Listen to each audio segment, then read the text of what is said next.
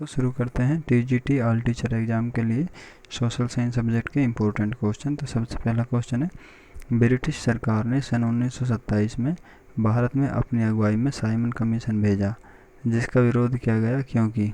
तो पहला ऑप्शन है, इस आयोग में अंग्रेज़ों की अपेक्षा भारतीय प्रतिनिधियों की संख्या 9 के बराबर थी। तो पहला ऑप्शन गलत है क्योंकि इसमें भारतीय एक भी नहीं था। दूसरा ऑप्शन है, इसमें कोई भी भारतीय महिला प्रतिनिधि नहीं थी। तो इसमें महिला न पुरुष, इसमें कोई सी भी, ये जो कारण बताना है यहाँ पे मेन के विरोध क्यों किया गया। तो इसका विरोध इसलिए किया गया था क्योंकि उसमें एक भी भारतीय नागरिक सम्मिलित नहीं किया गया था। तो तीसरा ऑप्शन है, इसमें केवल अंग्रेजी पढ़े लिखे भारतीय प्रतिनिधियों को शामिल किया गया था। चौथा ऑप्शन है, इस आयोग में कोई भी भारतीय प्रतिनिधि नहीं था। तो आपका राइट आंसर होगा ऑप्शन नंबर 4, यानी कि इस आयोग में कोई भी भारतीय प्रतिनिधि नहीं था, इसलिए इस आयोग के भारत में आते ही साइमन गो बैक के नारे यहाँ पे भारत में लगने लगे और इसका विरोध किया गया। दूसरा क्वेश्चन है, निम्नलिखित में से सही जोड़े बनाने हैं। तो एक तरफ आंदोलन या फिर संगठन दिए गए हैं, दूसरी तरफ सुधारक दिए गए हैं, यानी कि उन आंदोलनों के आंदोलनकर्ता जो मुख्य उनके नेता थे वो दिए गए हैं। तो सबसे पहले है ब्रह्म समाज। तो ब्रह्म समाज के जो नेता थे वो थे आपके यहाँ पर यानी कि केशव चंद्र सेन। और जो युवा बंगाल जो आंदोलन के जो संस्थापक थे वो थे आपके हेनरी लुइस विवियन ड्रोजियो। और जो आपका सी है यानी कि रामकृष्ण मिशन। तो रामकृष्ण मिशन के जो संस्थापक थे वो थे स्वामी विवेकानंद। और एक है अलीगढ़ आंदोलन। अलीगढ़ जो आंदोलन था ये सर सैयद अहमद खां के द्वारा ये आंदोलन चलाया गया था। तो आपका राइट आंसर होगा ऑप्शन नंबर 4, यानी कि ए में 4, बी में 3rd और सी में 1st और डी में 2nd।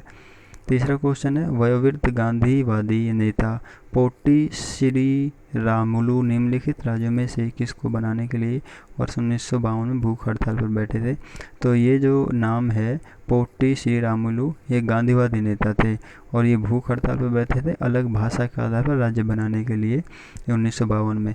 तो ये आंध्र प्रदेश राज्य को बनाने के लिए बैठे थे और इनकी मृत्यु हो गई थी फिर 1953 में आंध्र प्रदेश राज्य भाषा के आधार पर अस्तित्व में आया। तो पहला ऑप्शन है केरल, दूसरा आंध्र प्रदेश, तीसरा ऑप्शन तेलंगाना, चौथा तमिलनाडु। तो राइट आंसर होगा आपका 2nd ऑप्शन यानी कि आंध्र प्रदेश।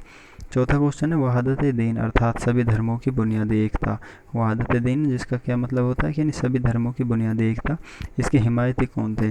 तो पहला ऑप्शन है मौलाना आज़ाद, दूसरा सर सैयद अहमद खान, तीसरा ऑप्शन है बाजी मोहम्मद और चौथा ऑप्शन है मोहम्मद अली जिन्ना। तो आपका राइट आंसर होगा ऑप्शन नंबर 1 यानी कि मौलाना आज़ाद जो थे वो एक लेखक थे, पत्रकार थे और भारत रत्न उनको मिला था और वो ही इसके सभी धर्मों के एक बुनियादी एकता के क्या थे, हिमायती थे, यानी कि वो इसको सपोर्ट करते थे, कि हिमायत करते थे और वो चाहते थे कि सभी धर्मों की जो बुनियादी जो एकता है समानता है वो बनी रहे। 5वां क्वेश्चन है, भारत के लगभग मध्य भाग से होकर गुजरने वाला प्रमुख अक्षांश।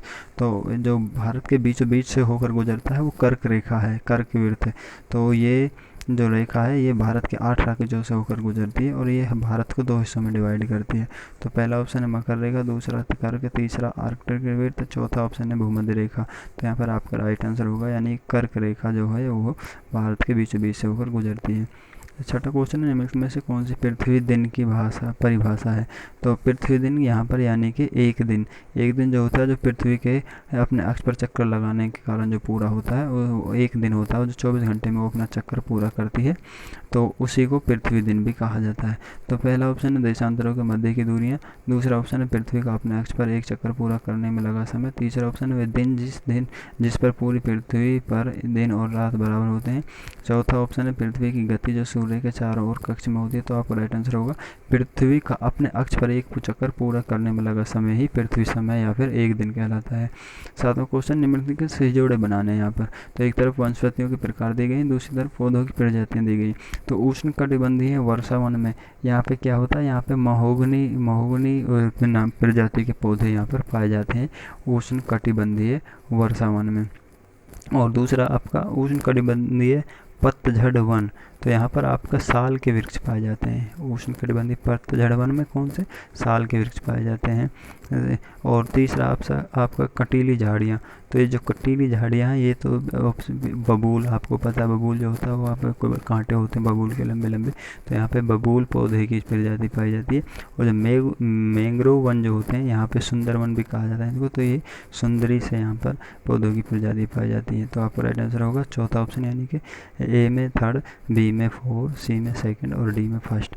आठवां क्वेश्चन है, मैत्री और दक्षिण गंगोत्री नामक भारत के शोध संस्थान हैं दो, ये यहाँ पर कौन से महाद्वीप में हैं, तो ये बताना है। तो पहला है ऑप्शन है अफ्रीका, सेकंड ऑप्शन है अंटार्कटिका और तीसरा ऑप्शन है यूरोप, चौथा ऑप्शन है ऑस्ट्रेलिया। तो आपका राइट आंसर होगा यानी कि अंटार्कटिका में भारत के मैत्री और दक्षिण गंगोत्री नाम के दो शोध संस्थान स्थित हैं। ठीक है, तो भारत के दो शोध संस्थान अंटार्कटिका में स्थित है जिनका नाम मैत्री और दक्षिण गंगोत्री है। नौवां क्वेश्चन है, महासागरीय धाराओं के संबंध में नीचे दिए गए कथन, दो कथन दिए गए हैं महासागर की धाराओं के संबंध में, तो उन पर विचार करके हमको यहाँ पर सही उत्तर का चयन करना। तो पहला कथन जो दिया गया है वो दिया गया है उष्ण, यानी कि गर्म महासागर की जो धाराएं होती हैं, महासागर की जो पानी की जो धाराएं होती हैं भूमध्य रेखा के निकट उत्पन्न होती हैं और ध्रुवों की ओर प्रवाहित होती है। ठीक है, यानी जो भूमध्य रेखा होती है वहाँ उसके आसपास ये धाराएं, गर्म धाराएं जो होती हैं ये वहाँ से क्या उत्पन्न होती हैं और फिर ये ध्रुवों की तरफ क्या प्रवाहित होती, ध्रुवों की तरफ बह जाती हैं। तो ये बिल्कुल ठीक है पहला। दूसरा शीत ठंडी, ये शीत कहते हैं ठंडी को, यानी ठंडी महासागरीय धाराएं निम्न अक्षांशों से उच्च अक्षांशों की और जल, तो ये उल्टा दिया गया है, ये गलत है। ये क्या है, ये उच्च अक्षांशों से उत्पन्न होती है जबकि निम्न अक्षांशों की तरफ ये बहती हैं, तो ये दूसरा गलत है दूसरा कथन।